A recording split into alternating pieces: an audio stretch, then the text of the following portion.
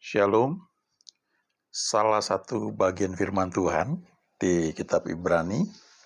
Biasanya kalau kita dengar kitab Ibrani, ya sebagian orang akan ingat itu kitab tentang iman. Ibrani 11 ayat 1 definisi tentang iman, kemudian Ibrani 11 ayat 6 mengatakan tanpa iman tidak mungkin berkenan kepada Tuhan. Nah, kalau kita baca Ibrani 10 ya, dari ayat ke-34 dikatakan di sini ayat 35 ya, ayat 35. Sebab itu janganlah kamu melepaskan kepercayaanmu karena besar upah yang menantinya. Lalu ayat 36, sebab kamu memerlukan ketekunan supaya sesudah melakukan kehendak Allah, kamu memperoleh apa yang dijanjikan itu. Ayat 37, sebab sedikit bahkan sangat sedikit waktu lagi dan ia yang akan datang sudah akan ada tanpa menangguhkan kedatangannya. Lalu ayat 38, tetapi orangku yang benar akan hidup oleh iman, dan apabila ia mengundurkan diri, maka aku tidak berkenan kepadanya. Ya. Di Ibrani 11 ya, ayat 6 mengatakan bahwa tanpa iman tidak mungkin orang berkenan kepada Allah ya. Dikatakan bahwa barang siapa berpaling kepada Allah ya, ia harus percaya bahwa Allah ada dan bahwa Allah memberi upah kepada orang yang sungguh-sungguh mencari Dia ya, disatakan di situ. Nah, nih ya. Jadi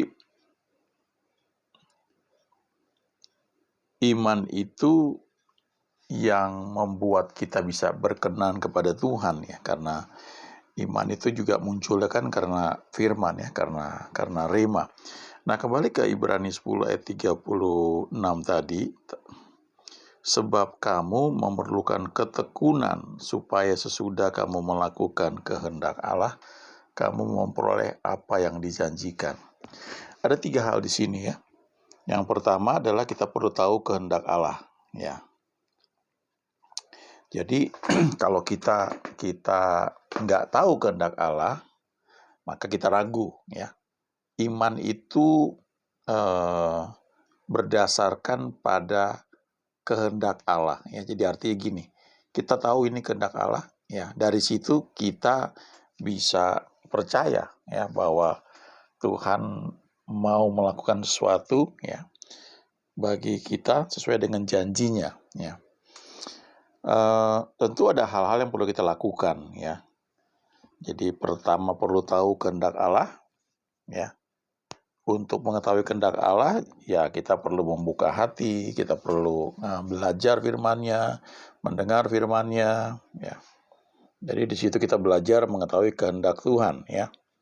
Lalu setelah itu ya kita perlu lakukan, ada hal-hal yang perlu dilakukan ya. Sebagai contoh misalnya saya suka sekali ya mengutip cerita Lukas pasal 5 ya. Ketika Simon dan teman-temannya mencari ikan semalaman dan tidak ada hasilnya. Tapi kemudian mereka khususnya Simon ya, ketika sedang membereskan jalannya di perahu tersebut ya, sedang merapikannya, mencucinya. Lalu Yesus naik ke dalam perahu Simon. Lalu dia minta supaya ditolakkan sedikit jauh dari pantai. Lalu ia mulai mengajar orang banyak dari sana. Nah, setelah selesai itu, Yesus berkata, sekarang bertolaklah ke tempat yang dalam dan tebarkanlah jalamu untuk menangkap ikan. Nah, jadi di sini Simon mendapatkan firman yang spesifik, yang rema ya, yaitu Tuhan memerintahkan dia untuk bertolak ke tempat yang dalam, kemudian menebarkan jalannya untuk menangkap ikan. Nah, itu perintah ya. Jadi di situ kita tahu bahwa ada hal yang perlu dilakukan. Nah, memang nggak diceritakan apa yang Yesus khotbahkan ketika dia naik perahu Simon dan dia mulai mengajar orang banyak. Apakah itu yang ditulis di ya banyak ya, di banyak sekali. Ada khotbah Yesus di bukit ya, dan mungkin yang lainnya. Tapi saya percaya salah satu yang disampaikan oleh Yesus ya, karena dikatakan ia berjalan keliling sambil berbuat baik dan menyembuhkan orang yang dikuasai oleh iblis ya. Jadi saya percaya dia itu keliling menyampaikan kabar baik ya. Makanya kisah mengenai Yesus ini kan ditulis oleh Matius, oleh Markus, oleh Lukas, oleh Yohanes, dan disebut sebagai Injil ya. Injil menurut Matius, Injil menurut catatan Markus, Injil menurut Lukas, dan Injil menurut apa yang dilihat dan dicatat oleh Yohanes. Apa itu Injil? Injil itu kabar baik ya. Kabar baik yang saking baiknya sehingga hampir-hampir tidak dapat dipercaya ya. Too good to be true ya, itu Injil. Nah, jadi waktu dia menyampaikan kabar baik kepada orang banyak, dia sedang menyatakan bahwa Allah itu punya kehendak yang baik buat kita, punya rencana yang baik buat kita. Allah itu ingin kita menikmati kehidupan ini dengan maksimal ya, dengan hal-hal yang memang dia karuniakan. Jadi setelah kita paham kehendak Allah dalam hal tersebut ya, baru kita mencari tahu apa yang dia perintahkan supaya kehendaknya itu dapat terwujud dalam hidup kita ya. Nah, jadi kita perlu tahu kehendak Tuhan, kemudian kita dengar atau tahu atau menangkap perintahnya kepada kita, lalu kita lakukan ya. Nah, ketika Simon diperintahkan untuk bertolak ke tempat yang dalam dan menebarkan jalannya, dia lakukan itu ya. Nah, tapi dari sejak dia mendengar perintah tersebut ya, kemudian Tuhan perintahkan untuk bertolak ke tempat yang dalam. Nah, itu salah satu yang Simon harus hadapi adalah yang kalau kita sering kali dengar sekarang itu mager ya, malas gerak gitu. Dan memang kalau kita baca ya, saya tunjukkan aja ya, saya suka sekali bagian ini ya, Lukas 5 ini selalu berkesan buat saya. Ya. Ini Injil yang dicatat oleh Lukas ya. Nah, ini ya, saya udah warna-warnain. Pada suatu kali Yesus berdiri di pantai Danau Genesaret, sedang orang banyak mengerumuni dia hendak mendengarkan firman Allah. Ia melihat 2 perahu di tepi pantai, nelayan-nelayannya telah turun dan sedang membasuh jalannya. Nah, kalau orang sedang membasuh jalannya artinya ya nggak ada kerjaannya, ikannya nggak ada gitu. Kalau ikannya ketangkep ya yang dikerjakan nih pertama ya kumpulkan ikannya, dipilah-pilah, yang jelek-jelek dibuang ya atau disisihkan. Kemudian menghitung berapa jumlah ikan dan menyiapkan segalanya. Tapi kalau di sini sedang membasuh jalannya ya berarti sudah nggak ada lagi yang dikerjakan.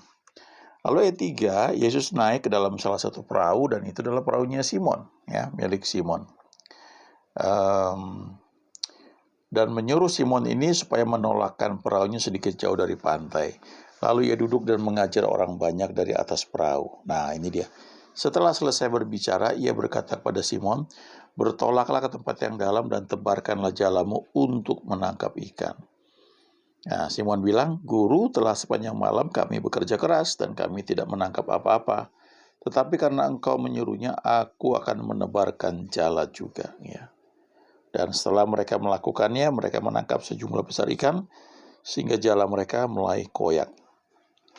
Ini yang namanya mujizat ya, yang nggak masuk akal gitu. Bagaimana mungkin ikan yang dicari semalaman nggak ada, tapi ketika Yesus memerintahkan sesuatu dan itu dilakukan, ya, maka hasilnya sangat mengherankan ya, mujizat yang nggak bisa dicerna oleh akal manusia. Ya.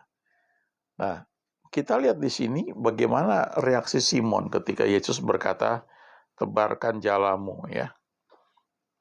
Bertolaklah ke tempat yang dalam dan tebarkanlah jalamu untuk menangkap ikan. Nah, ini sebenarnya wajar kalau Simon ini menolak, ya. Karena kan sudah dikatakan sudah semalaman, ya, sepanjang malam dia tidak menangkap apa-apa, padahal sudah kerja keras, ya. Tapi karena Tuhan menyuruhnya, dia mau menebarkan jala juga. Jadi sebenarnya kalau dia mager, ya, kalau mager tuh apa istilahnya, ya, kan malas gerak, ya. Itu orang yang, kalau pendapat saya tuh, ya, orang yang malas, ya. Jadi sebenarnya yang diperintahkan atau dibutuhkan itu nggak sulit, cuma dia malas saja. Ya, maka disebut malas gerak, ya, mager, ya. Nah, Simon itu punya alasan sangat banyak untuk mager, ya, untuk malas bergerak, ya. Karena sudah semalaman kerja keras nggak ada artinya, ya, nggak ada hasilnya.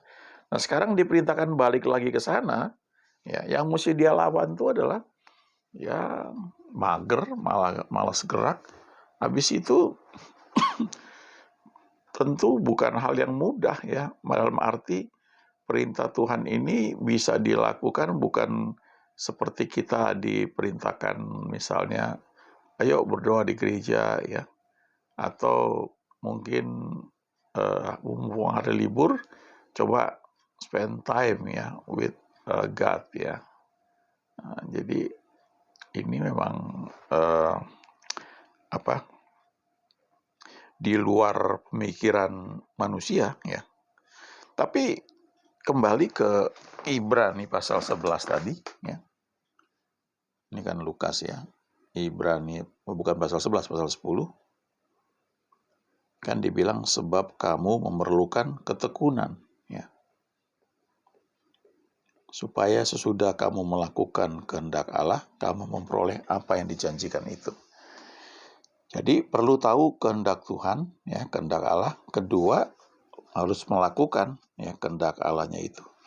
Lalu yang ketiga, perlu tekun, ya. Tidak cukup hanya melakukan, tapi perlu tekun. Nah, bayangkanlah ketika Simon Petrus disuruh bertolak ke tempat yang dalam, otaknya kan mungkin mikir, waduh, ya, itu kan nggak tahu berapa lama itu, ya. Perlu satu usaha untuk bisa melakukan apa yang diperintahkan itu, dan itu usahanya bukan hal yang nyaman, ya. Ya, belum lagi berperang dengan logika, ya. Mana mungkin bisa sih, ya. Tapi ketika dilakukan, hasilnya luar biasa. Nah, ini sebenarnya harta kita, ya, orang yang percaya, ya. Kita sudah sering dengar bahwa nggak ada mustahil bagi orang percaya, tapi masalahnya seberapa jauh kita mau. Yang pertama mau percaya, ya. Yang kedua mau melakukan apa yang dia perintahkan, ya. Dan kemudian yang ketiga, ya, mau tekun, ya. Tekun itu nggak enak karena menyangkut waktu, ya. Sepertinya kita lakukan sesuatu nggak ada hasilnya, ya. Diperlukan 3 hal ini. Perlu tahu kehendak Tuhan, kemudian perlu lakukan kehendak yang kita sudah ketahui, dan yang ketiga itu perlu tekun, ya. Sebagai contoh begini, ya, ketika kita mengalami serangan penyakit, nah, kita perlu tahu kehendak Tuhan dalam hal ini, ya. Banyak orang, nggak banyak lah saya bilangnya, sebagian orang itu berpikir bahwa penyakit itu Tuhan kirimkan, ya, untuk mengajar kita. Nah, kalau kita melihat sebagai satu kesatuan firman Tuhan itu dari Kejadian sampai kitab Wahyu, maka kita seharusnya bisa menangkap, ya, Tuhan itu seperti apa, ya. Ada banyak ayat yang menunjukkan bahwa dia Tuhan yang baik, ya, Bapa yang care, yang peduli. Nah, itu yang perlu kita pegang, ya, bahwa dia Tuhan yang baik. Lalu karena kita sudah sampai di situ, kita mulai belajar, ya. Dia pasti rancangkan hal yang baik buat kita. Nah, mengetahui sesuatu saja itu kan sebenarnya belum cukup, ya. Karena kita harus melakukannya. Nah, bagian yang melakukannya, kita perlu belajar yang namanya juklak ya, petunjuk pelaksanaan ya. Kalau dalam hal ini ya, Simon Petrus diajar bahwa Yesus ini menceritakan kabar baik ya. Jadi nggak kelihatan di firman Tuhan ya apa yang diajarkan. Tapi saya percaya yang diajarkan adalah hal yang positif, yang baik ya. Sehingga memotivasi orang untuk mau belajar, mau ikuti perintahnya ya.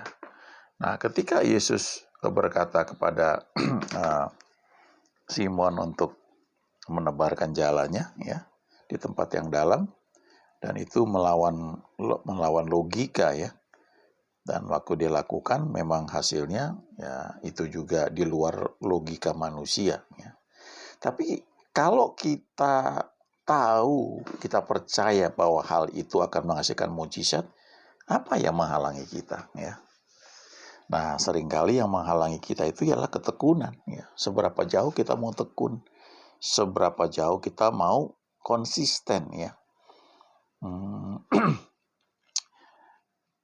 Kalau orang yang nebang pohon ya, zaman dulu mereka pakai kapak ya. Mereka pakai gergaji untuk pohon-pohon yang gede sekali. Tapi sebelum itu pun biasanya mereka pakai kapak dulu ya, baru mereka gergaji. Dan kalau ada gergaji mesin ya lebih gampang lagi ya. Tapi kalau hanya ada kapak, maka ketika pohon itu mau dipotong ya, maka ketika digunakan kapak itu harus terus dihujamkan kepada satu lokasi dari batang pohon tersebut ya. Nggak boleh pindah-pindah ya. Harus di situ terus ya. Ya. Dengan tekun sampai akhirnya pohon tersebut bisa tumbang ya. Nah, itu yang namanya ketekunan itu ada konsistensi ya yang kita lakukan dengan setia ya. Saya pernah dengar cerita ada seorang mahasiswi kedokteran. Dia tinggal di satu kota ya di Jawa Tengah, kemudian dia kuliah di satu universitas negeri ya yang ada di sana, dan dari tempat dia tinggal itu ke kampusnya itu perlu naik angkot ya. Nah, satu ketika dalam satu ibadah ya, terus ada tantangan persembahan, dan tiba-tiba dia tergerak sekali ingin memberikan satu jumlah tertentu ya, di mana uangnya dia nggak punya, tapi dia berdoa ya, dia bilang, Tuhan berkati aku supaya aku bisa penuhi janji imanku itu ya, jumlahnya sekian. Nah, tahu apa yang dia lakukan ketika dia berdoa ya? Dia punya uang bulanan ya, yang digunakan tidak hanya untuk makan ya, bayar kos, tapi juga sebagian di situ ada ongkos dia naik angkot untuk tiap hari kuliah ya, pulang pergi. Lalu ketika dia tergerak sekali ingin memberi ya, sudah dia berdoa, maka dia putuskan satu jumlah tertentu dari tabungan dia, yaitu jumlah yang dipakai untuk bayar angkot ya, angkutan kota dari tempat kos dia ke kampus dan sebaliknya dari kampus ke tempat tinggal dia ya, tempat kos dia. Jadi dia mulai dari apa yang dia tahu dia punya ya. Lalu dia janji dia akan persembahkan ini uang transport dia ya, ke tempat kuliah. Kalau nggak salah selama beberapa 1 atau 2 bulan ya, sampai mencapai jumlah tertentu yang dia nazarkan istilahnya untuk diberikan. Nah, tentu sebelum sampai di situ, pertama-tama dia berdoa dan dia dapat kerinduan ya, dan dia tahu ini kehendak Tuhan untuk dia lakukan. Nah, setelah dia tahu, dia perlu lakukan. Nah, setelah dia lakukan ya, dia berikan jumlah sekian gitu ya. Nah, itu perlu ketekunan karena setelah dia lakukan itu, dia menghadapi situasi setiap hari di mana diuji komitmen dia dalam hal pemberian tersebutnya. Dan itu bukan hal yang mudah ya. Dia lakukan terus sampai akhirnya janji yang dinasarkan itu sudah lunas ya. Nah, saya nggak tahu gimana terus mahasiswi ini, tapi saya percaya bahwa Tuhan menepati janjinya ya, pastilah ya, nggak mungkin enggak. Tapi yang saya mau bilang adalah ketika kita mengetahui kehendak Tuhan ya, tidak cukup sampai di situ, kita perlu lakukan ya. Dan ketika kita lakukan, kita perlu ketekunan karena seringkali itu butuh waktu. Dan di situ diuji kesetiaan kita, konsistensi kita, kesabaran kita. Ya, perlu kita lakukan dengan tekun, dengan sungguh-sungguh. Sekalipun kita lakukan itu sendirian, nggak ada orang lain mungkin ya. Saya ingat ya, satu ketika ada seorang teman yang mau menikah,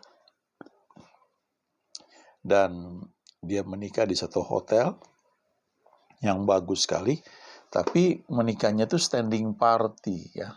Tempatnya di pinggir kolam ya, kolam renang yang ada di hotel tersebut. Nah, saat itu sedang musim hujan dan boleh dikatakan setiap hari hujan. Lalu teman ini bilang sama saya, datang ya, dia tolong doain biar cuacanya cerah ya. Dan jujur saya memang merasa sangat dihargai ya ketika diundang dan dia minta tolong doakan ya supaya acara berlangsung dengan baik dan tidak hujan. Tapi di sisi lain ya, ketika saya memutuskan oke, saya mau doa untuk hal itu ya, ketika saya dapat dorongan di hati saya untuk berdoa dan berpuasa ya. Nah, ini menarik sekali ya, karena sehari sebelum pesta resepsi pernikahannya itu hujan deras terus ya, bahkan dari beberapa hari sebelumnya. Tapi begitu hari H, hari di mana dia menikah itu cerah, nggak ada hujan. Nah, saya berdoa ya, saya puasa karena acaranya kan malam ya. Hujan kan bisa aja kapan aja datang gitu ya. Saya ingat itu saya datang di acara resepsinya ya, saya menikmati. Tapi karena saya berpuasa ya, saya merasa bahwa saya harus selesaikan puasa ini ya, dengan baik. Jadi sampai selesai acara resepsi itu ya praktis saya nggak makan ya. Saya pegang piring ya, saya ngobrol dengan teman, nampaknya saya seperti makan tapi saya nggak makan ya. Karena saya sedang berpuasa waktu itu ya. Dan ya puji Tuhan ya, selesai acara baru saya pulang. Di jalan begitu sampai rumah itu baru hujan deras kayak balas dendam itu. Nah, waktu saya mendapatkan tuntunan ya bahwa saya perlu berpuasa. Nah, itu pilihan mau dilakukan apa enggak.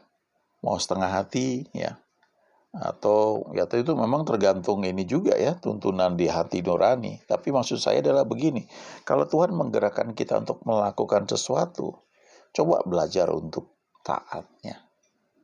Ayo lawan mager itu ya, malas gerak itu, atau ketakutan ya. Kita perlu belajar menyingkirkan hal-hal tersebut supaya apa yang Tuhan perintahkan kepada kita dapat kita lakukan. Nah, kalau kita lakukan dengan setia ya, pada akhirnya apa yang dijanjikan akan kita nikmati ya. Dikatakan lagi, saya baca lagi ulang ya. Sebab kamu memerlukan ketekunan supaya sudah kamu melakukan kehendak Allah, kamu memperoleh apa yang dijanjikan itu. Nah,